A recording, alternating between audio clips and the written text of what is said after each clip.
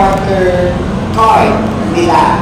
Again, pakilala mo ako sa inyo. Alam ko na nag-iingay ako sa GC natin. Iingay pa rin po talaga ako doon. Kasi palapit na palapit moving out ceremony nila. Ako po si Sir Yael sa mga bagong teachers na nakarating dito or nakakakilala sa akin. Ako po si Sir Yael.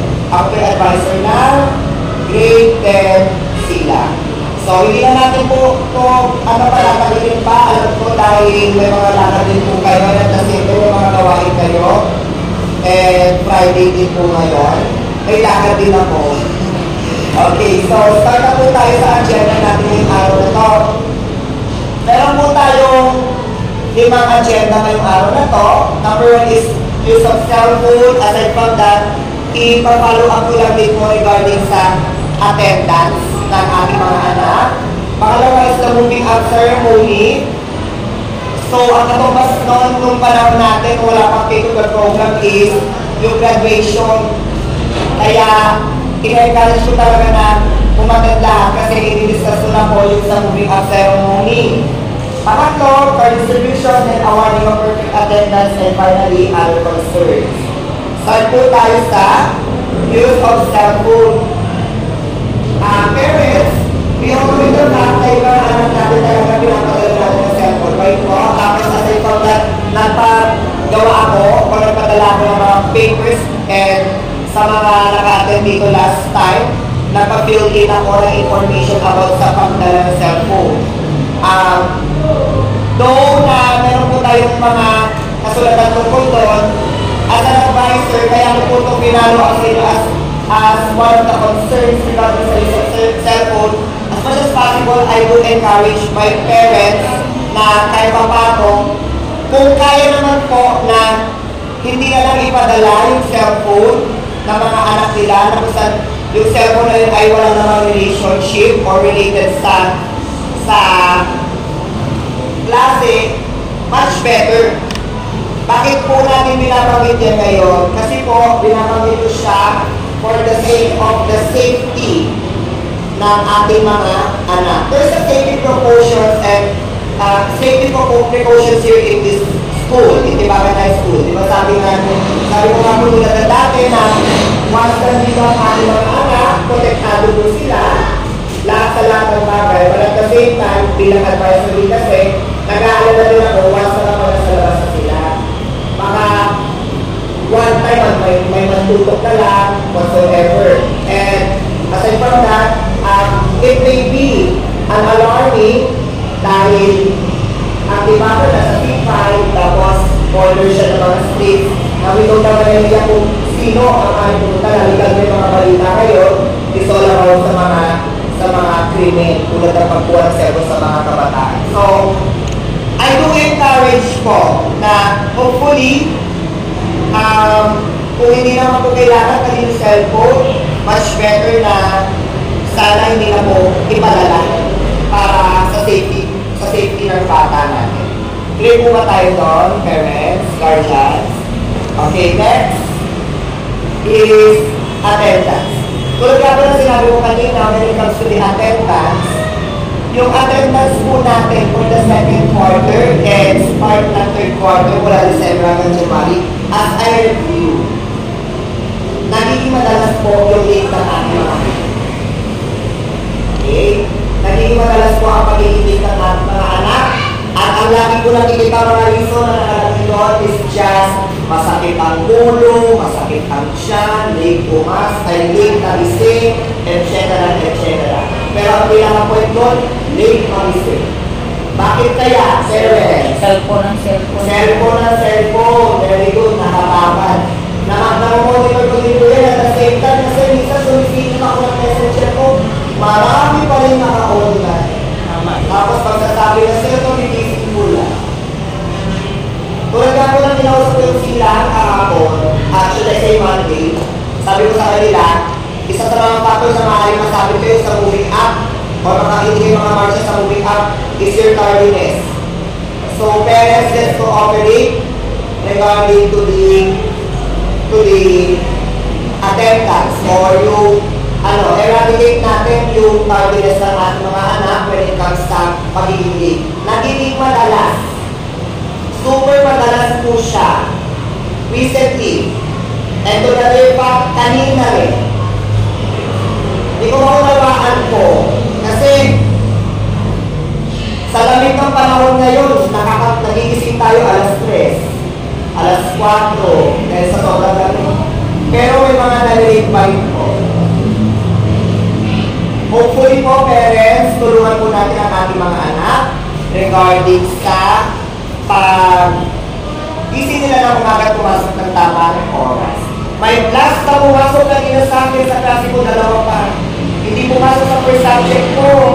Pumasok 7 a.m. Pumasok 6:50. Nako, anong ilalagay kong record doon kapag kunwari meron kaming ganap, may performance class pa naman kami kanina.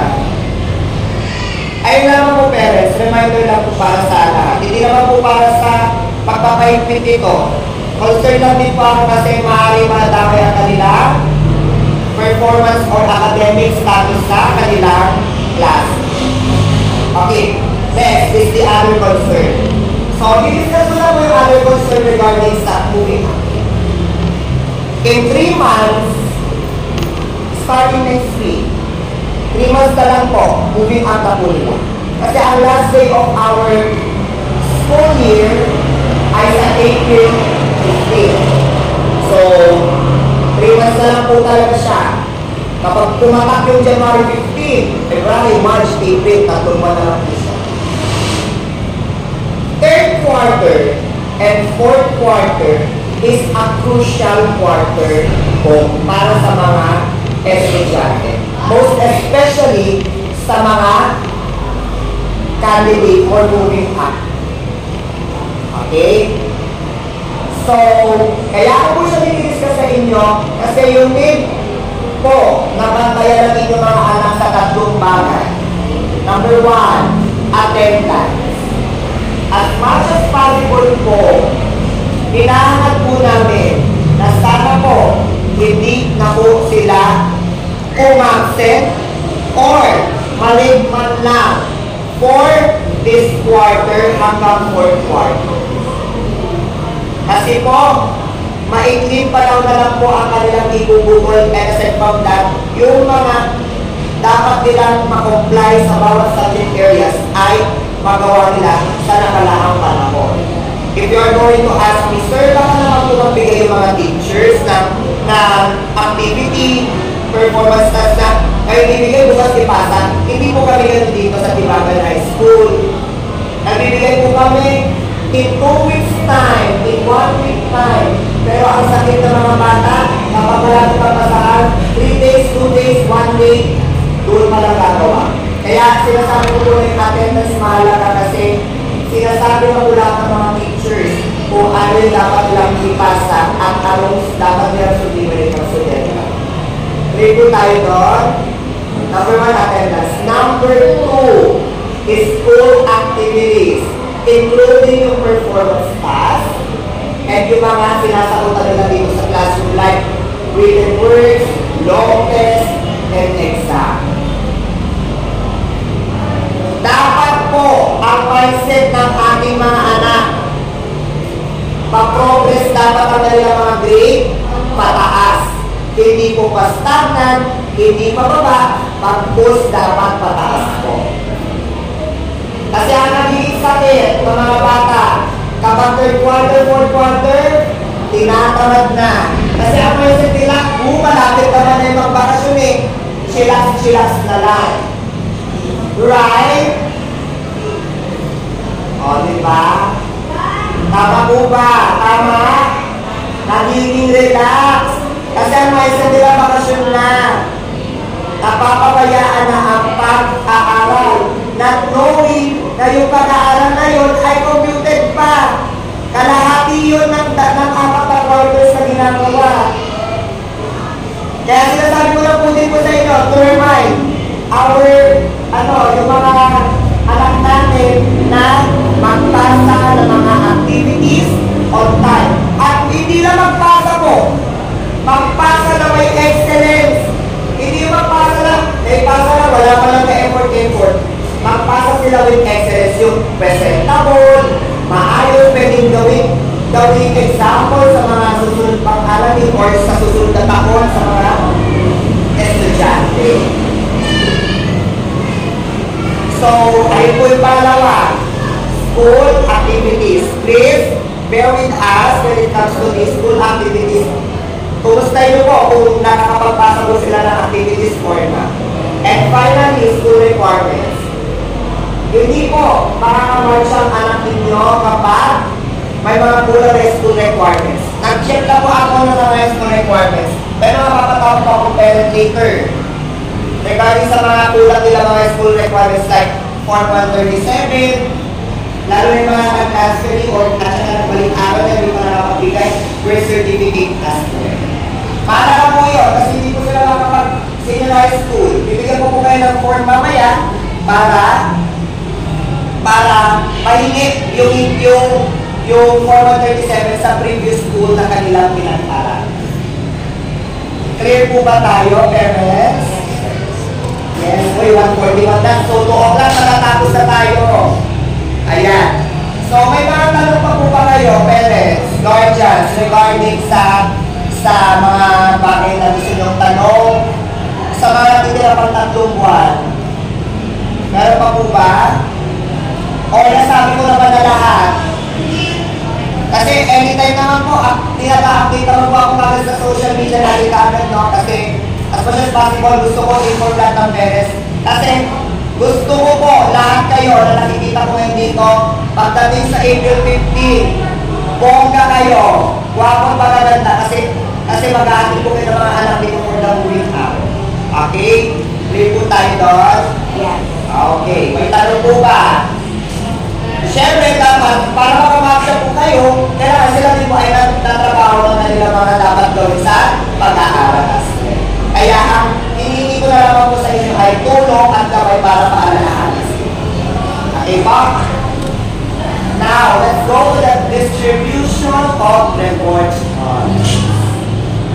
Saan yung card? So, this is a dummy card. Nandito na po yung card for the second quarter. Once I told your name, lapit na lang po sa akin. Angeles, Ian, Agudo,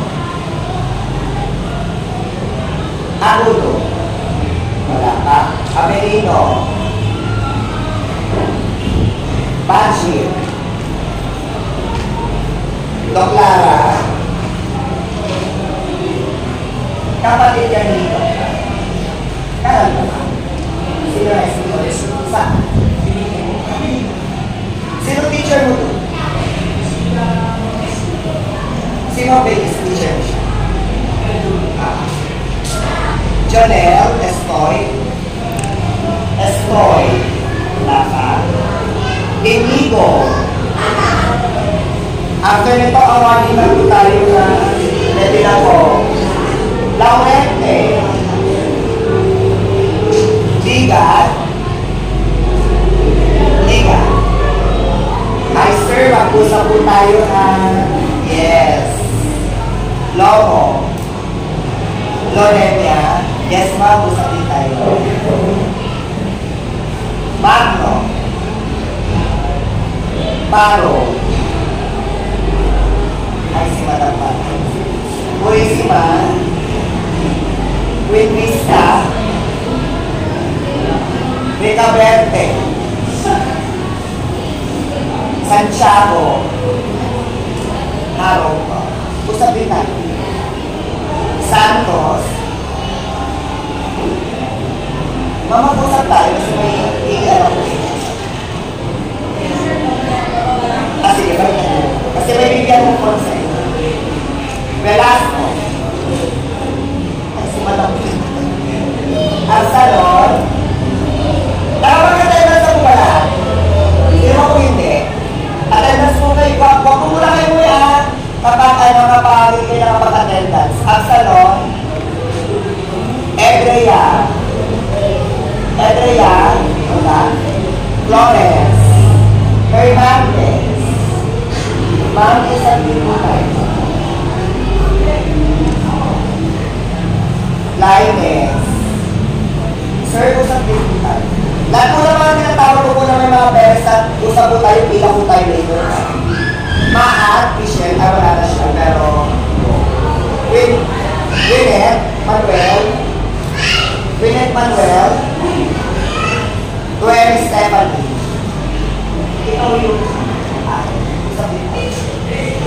Mendoza.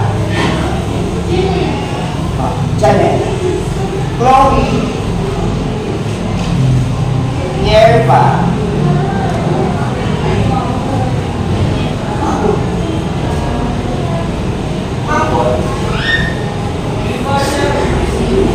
Yung buong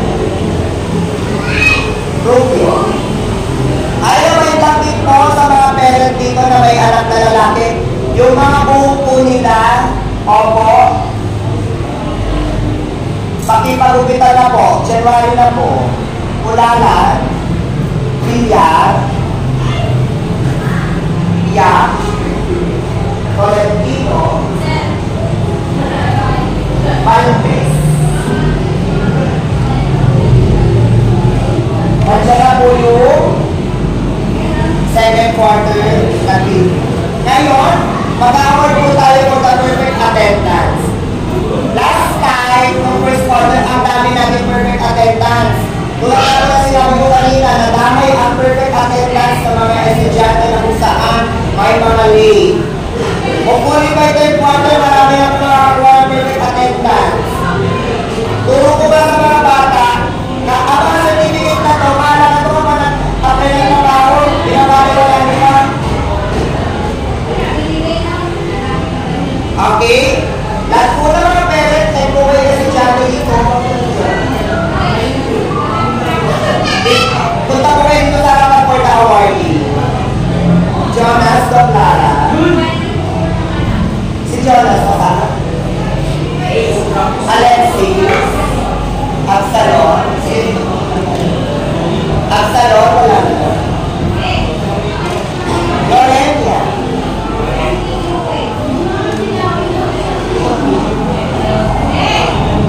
Si ano? Eh, ano pa naman? Purisima. Velasco.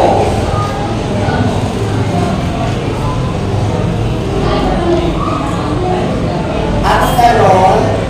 Yael Andre. Pala.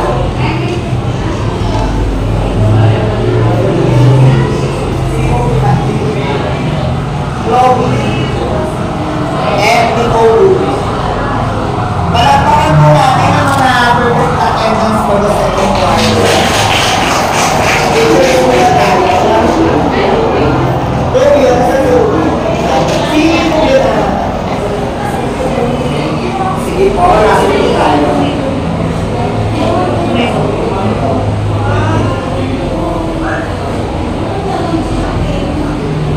Now, ay, bigla suspense. Awarding tayo ng honor student. Last first quarter, isa lamang po ang honor student. Ngayon po, 4. Yes. Tapos, if we are going to survey on it, sa ibang mga sections, nabawasan. Ang sila, kahit ilan lang yung bilang niya na honor student, paanak tayo. So, malapakan natin yung mga anak natin ng perform. For the fourth placer po, si Aaron Purisima. Sige po kung saan tayo dito. For the third placer, Pachi. Ang tayo. Oh. Sino po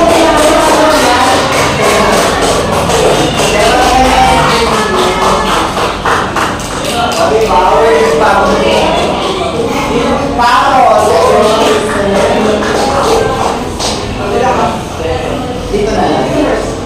Si Mama. Si Mama, punta mo sa Mama mo. At ang first po natin, Lorena.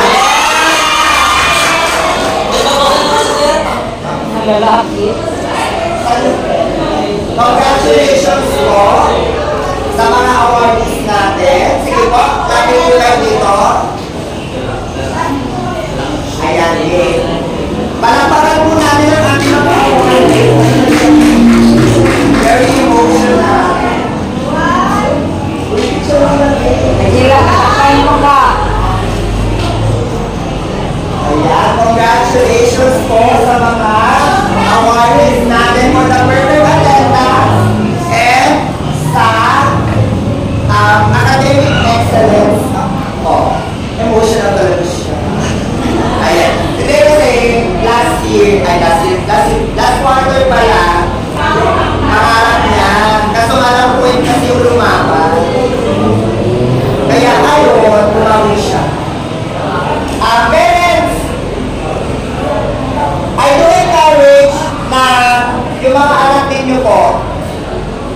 hopefully by third quarter, marami na po yung bilang ng mga estudyante na may academic awards tayo. Actually, if we are going to use statistics, yung ibang subject, ibang section talaga po doon. Meron tayo ba gano'n? Okay? So, kaya nila. In-expect ko po na gabayin na po pa sila regarding sa kanilang pag-aaral. Para at the same time, turuan po din natin sila mag-enjoy. Baka mamaya kasi nape-pressure na sila sa pag-aaral. Pero ang point doon, nag-enjoy lang dapat sila. Yung mga award po na yan, those are recognitions. Tulad ka na sabi ko po, recognition lamang po yan. At end of the day, ang mahalaga pa rin po kung ano sila bilang tao. Diba? Ano sila bilang tao at the same time kung sila po ba ay mabuting mamamayan. So, ito po mga recognitions is inaano lamang po. Nire-recognize yung kanilang achievements. Para at the end of the day, it's all about their character. Tulad na sabi ko, character is more important than the intelligence itself. So, palakpakan natin ang ating mga anak kasi mga anak din ng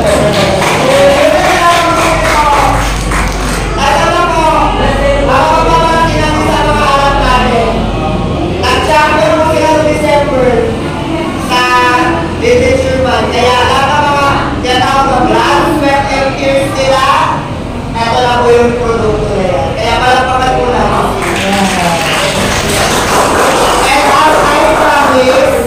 And as I promise, sabi ko na, dahil champion sila, itigilin ko na lang po sila ng milk tea. Ayun. So, I think to that word, ayaw naman ko na lang ang din po sa kahit din po yung anak ko. Anak ko ba ako? Ako. Welcome po na rin. By the way, ano pong name? Ako si Norma. Si Ma'am Norma po ang ating bagong member ng PTA sa grade sila dahil po, kahit po yung takilan. Ayun siya lang. Siya lang. Ayun po. So, thank you so much po, parents, para sa time ninyo. Para sa mga estudyante na ay sa mga parents na sinabi ako kakausapin ko po individually, pila na lang po tayo dito. The rest of the team, parents na hindi ko po pinatawad, pwede na po umuwi. Thank you so much and